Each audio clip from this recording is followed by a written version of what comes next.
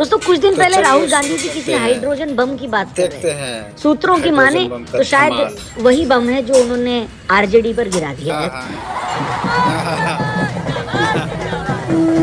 वाह पूरा धुंधले है एकदम, पंखा इतना ठंडा में। गजब ओम कश्यप। बिहार के लोगों ने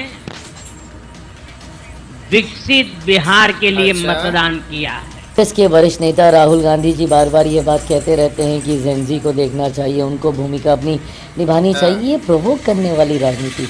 बिहार के नतीजों से पहले जब तेजस्वी यादव जी से पूछा गया था कि क्या होगा तो उन्होंने बोला था इस बार तो अच्छा। क्लीन स्वीप हम लोग हो रहे हैं। दोस्तों बिहार चुनाव के नतीजों के बाद से हर तरफ से नेताओं की वाह। प्रतिक्रियाएं आ रही हैं, रिएक्शंस आ रहे हैं। एनडीए ने 200 से ज्यादा सीटें जीत ली हैं। अब की बार 400 पार का नारा तो इनका सही नहीं हुआ, लेकिन बिना नारा दिए अब की बार 200 पार तो हो गया बिहार।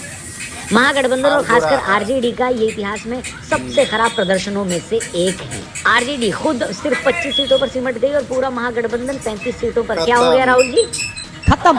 वहीं आरजेडी के समर्थकों का कहना है कि हम इन नतीजों को नहीं मानते, हम सड़क पर उतरेंगे। फिर किसी ने उनको रोक कर कहा कि भाई कायदे से देखो तो आप लोगों को सड़क पर ही ला दिया है बिहार की जनता ने। मस्त जोक मारा। खैर 14 तारीख को चाचा नेहरू का जन्मदिन था। देश में इसे बाल दिवस के रूप में मनाया जाता है। जेडीयू वालों का कहना है कि बाल दिवस के ही दिन कांग्रेस और आरजेडी के लाल जो हैं उनके अच्छा। कार्यकर्ताओं को बाल नोचने पर मजबूर कर दिया। कई लोगों ने कांग्रेस पर चुटकी लेते हुए बोला कि कांग्रेस का हाथ राहुल जी से पिछले 11 साल से यही बोल रहा है कि भाई साहब अब तो रुक जाइए, 95 चुनाव हो गए हैं, अब तो हर पार्टी के बड़के नेता आपसे कहेंगे। क्या कहेंगे? हाथ जोड़ के आपसे गुजारिश करता हूँ, मेरे बेटे का फ्यूचर बर्बाद मत कीजिए। वही पप्पू यादव जी से जब पूछा गया कि आप इस पर क्या कहेंगे तो उनके समर्थक वर्ग ने बोला कि राहुल जी के मंच से उन्हें धक्का दिया था तो उनका वही होना था जो मोदी जी ने बोला था। क्या बोला था? लवड़े न भोजा। खैर इन चुनाव में राहुल जी ने बहुत मेहनत की, वो नदी तक में कूद गए। बगल में मुकेश सहनी भी खड़े थे। अब जेडीयू और भाजपा वालों का कहना है कि डूबने से पहले तैरने की प्रैक्टिस कर रहे थे, शायद इसीलिए कूदे थे। मजा आया। खैर 18 तारीख को तेजस्वी यादव ने सबको इनविटेशन दिया था कि वो एक पार्टी करेंगे। हाँ। भाजपा वालों का कहना है कि वो पार्टी अभी भी कर सकते हैं क्योंकि बाल दिवस के दिन वो अपनी सीट पर भी बाल ही बचे हैं। खैर इस चुनाव में ओवैसी की पार्टी ने तगड़ा परफॉर्म करते हुए 5 सीटें जीती हैं। उन सीटों पर कांग्रेस और आरजेडी के सपोर्टर्स को खुद मुस्लिम समाज ने वोट नहीं किया। ये देखने के बाद टोपी पहनकर सेक्युलर बनते नेताओं को समाज ने ही टोपी पहनाई है। ये बड़ी अच्छी बात है। वैसे अच्छी बातें हुई हैं हमारे लेटेस्ट पॉडकास्ट में कमेंटेटर आकाश चोपड़ा के साथ। आईपीएल पर, टीम इंडिया में पॉलिटिक्स हो रही है क्या, ये सवाल भी हमने पूछा। रोहित कोहली के रिटायरमेंट पर सब कुछ डिस्कस हुआ है इस पॉडकास्ट में।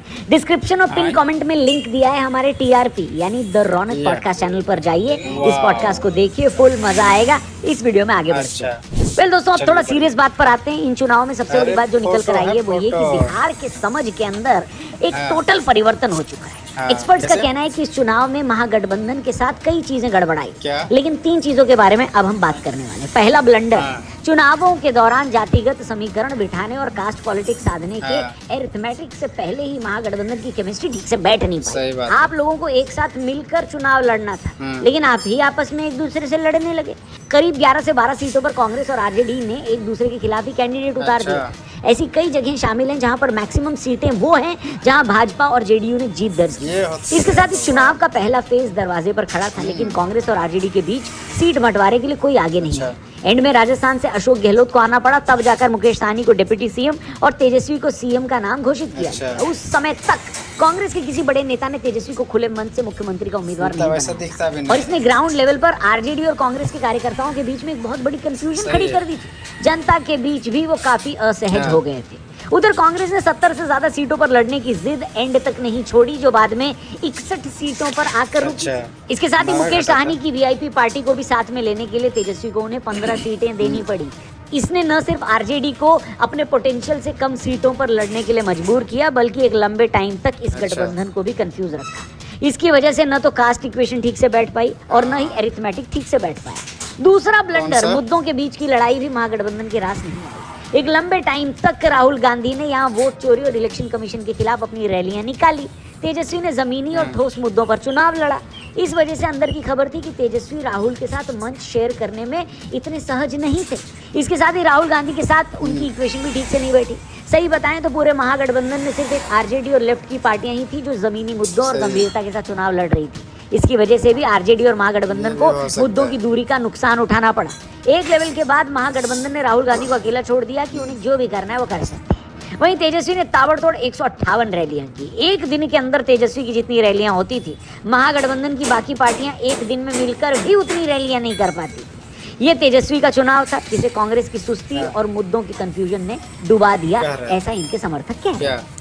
तीसरा ब्लंडर, इस जंगल पूरे राज। चुनाव के दौरान जिस जंगल राज का प्रचार किया गया, तेजस्वी कभी उस छवि से पार्टी को अपने बाहर नहीं निकाल पाए। हालांकि इसको कम करने के लिए प्रयास किया गया, लेकिन पूरी तरह ये कम नहीं हुआ।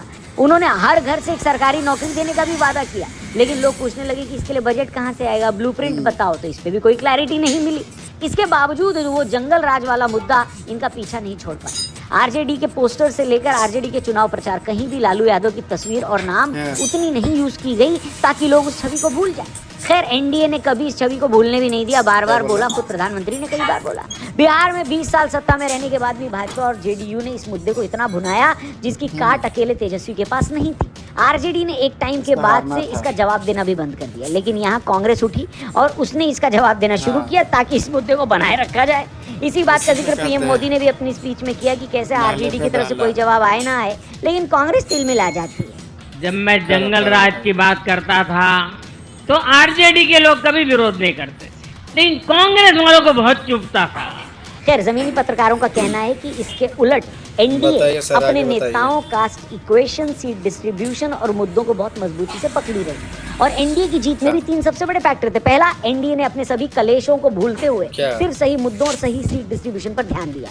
खुद अमित शाह ने 3 दिन बिहार में प्रवास करते हुए रात के 2-2 बजे तक मीटिंग ली। एलजेपी रामविलास पासवान ग्रुप से चिराग पासवान ने 29 सीटों पर लड़ने का प्लान बनाया था, वो इसमें पूरी तरह डटे भी रहे। इस एक विवाद को गहराने से रोकने के लिए न सिर्फ जेडीयू ने अपनी कुछ सीटों को कॉम्प्रोमाइज किया, बल्कि भाजपा ने भी अपने कोटे की सीटों को कॉम्प्रोमाइज किया। जहां नहीं हो सकता था वहां अपने उम्मीदवारों को एलजेपी के टिकट से खड़ा करा दिया। इसके साथ ही कुशवाहा, मांझी, ब्राह्मण, दलित, भूमिहार, पासवान, पिछड़ा, बबुआन और अन्य पिछड़ा वर्ग को इक्वल रिप्रेजेंटेशन भी दिया। एनडीए के साथ एक प्लस पॉइंट ये भी था कि उसके कास्ट इक्वेशन, सीट अरिथमेटिक और राज्य की सरकार के अलावा उसके पास केंद्र में मोदी और स्टेट में नीतीश जैसे 2 बड़े चेहरे थे। भाजपा ने अपनी ओर से इस बात का ध्यान रखा कि कहीं से भी जेडीयू या नीतीश कुमार इस बात के लिए न सोचें कि चुनाव के बाद उनकी सीएम की कुर्सी रहेगी भी या नहीं। अमित शाह का खुद ये कहना है कि सीएम की कुर्सी के लिए वैकेंसी नहीं है। ये बताता है कि भाजपा इस बात से अवगत थी कि आरजेडी और महागठबंधन जेडीयू की इसी इनसिक्योरिटी का फायदा उठाना चाहेगी। ये सारी चीजें अगर कलेक्टिवली देखी जाएं, जमा करके देखी जाएं, तो एनडीए का जो पूरा गठबंधन है वो एक टीम बनकर लड़ा और स्ट्राइक किया। बल्कि वहीं दूसरी ओर महागठबंधन के साथ ऐसा बिल्कुल भी नहीं। खैर, एनडीए की जीत में दूसरा फैक्टर क्या था? राज्य में सरकार होने के कारण नीतीश कुमार के पास गिनाने के लिए अपनी कई सारी अचीवमेंट्स थी। महिला वोटर्स की बात तो सब कर रहे हैं, लेकिन कोई इस बात को नहीं देख रहा है कि नीतीश बाबू ने इस पूरे चुनाव लगातार इतनी उम्र होने के बावजूद अपनी रैलियों को रोड शो में बदल दिया। बिहार चुनाव के प्रचार के दौरान कई जगह बाढ़ भी आई हुई थी, बारिश भी थी, जिसकी वजह से हेलीकॉप्टर नहीं उड़ पाए। वहां नीतीश कुमार ने कार के काफिले चलवा दिए ताकि पूरे इलाके में जेडीयू और भाजपा के साथ एनडीए के कार्यकर्ताओं में जोश भरा जा सके। एक लीडर के ग्राउंड पे इतना एक्टिव रहने का सीधा फायदा एनडीए को मिला। इसके साथ ही नीतीश कुमार जिस जंगल राज की स्थिति के बाद चुनकर इतने सालों पहले आए थे, ये वाला चुनाव उनके लिए बहुत ज्यादा इंपॉर्टेंट था, जहां उन्होंने सब कुछ झोंक दिया था। दूसरी तरफ इस बात से भी इनकार नहीं किया जा सकता कि स्टेट की मशीनरी भी पूरी ताकत के साथ लगी हुई। उनके मुद्दों पर पकड़ और नेशनल मीडिया से दूरी के चलते किसी को उस अंडर करंट का अंदाजा नहीं लगा जो नतीजों में दिखा। तीसरा फैक्टर, बहुत कम ऐसा होता है दोस्तों कि किसी पार्टी के लिए उसके सहयोगी ही उसकी सबसे बड़ी ताकत बन जाए। महागठबंधन में एकता की कमी थी, नीतीश कुमार और एनडीए की सबसे बड़ी ताकत उनकी एकता बनी। जिस तरह से जमीनी स्तर पर महागठबंधन और खासकर आरजेडी के कार्यकर्ता अपना दबदबा दिखाने लगे, जैसे जैसे गाने बनने लगे और जैसे जैसे गुंडागर्दी चलने लगी, उनको देखकर लोगों में इस बात का भरोसा हो गया कि भाई जंगल राज होता क्या। उसी दौरान जेनजी के एक बड़े वर्ग को उनके बुजुर्गों ने उसी जंगल राज के बारे में समझाया। इस वजह से जेनजी में भी ये बात घर कर गई, क्योंकि उन्होंने नीतीश के अलावा लालू राज देखा भी नहीं था। यही वजह है कि इतने बड़े लेवल पर वोटर टर्नआउट हुआ और उसका नतीजा हम देख रहे हैं। और अब सबसे जरूरी बात, इन चुनावों के बाद नेशनल पॉलिटिक्स पर क्या असर पड़ेगा उसकी बात भी कर लेते हैं। सबसे पहले तो 240 के मार्जिन पर खड़ी मोदी सरकार के प्रति उनके सहयोगियों का भरोसा और स्ट्रांग होगा। 2024 लोकसभा चुनाव के बाद से अब तक भाजपा और एनडीए एक भी चुनाव नहीं हारे हैं। ऐसे में मोदी के चेहरे को और ज्यादा मजबूती मिलेगी। वहीं एक गठबंधन वाली सरकार होने के बावजूद मोदी की लीडरशिप में बाकी पार्टियां भी अपने चेहरे पर भरोसा करेंगी। नरेंद्र मोदी जी का नाम अभी भी देश के सबसे पॉपुलर चेहरे के रूप में नजर आएगा। बिहार की ये प्रचंड जीत पश्चिम बंगाल में भी आहट दे रही है।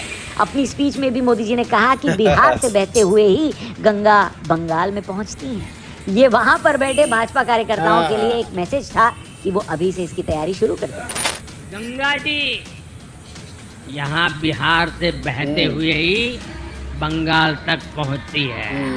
बाकी भाजपा का टारगेट है कि बंगाल के अंदर भाजपा या भाजपा समर्थित एनडीए की सरकार बनाई जाए। उससे कई सारे मतलब साधे जाएंगे। सबसे पहले तो भाजपा देश के 3 छोर पर अपनी सरकार बनाने में कामयाब हो जाएगी।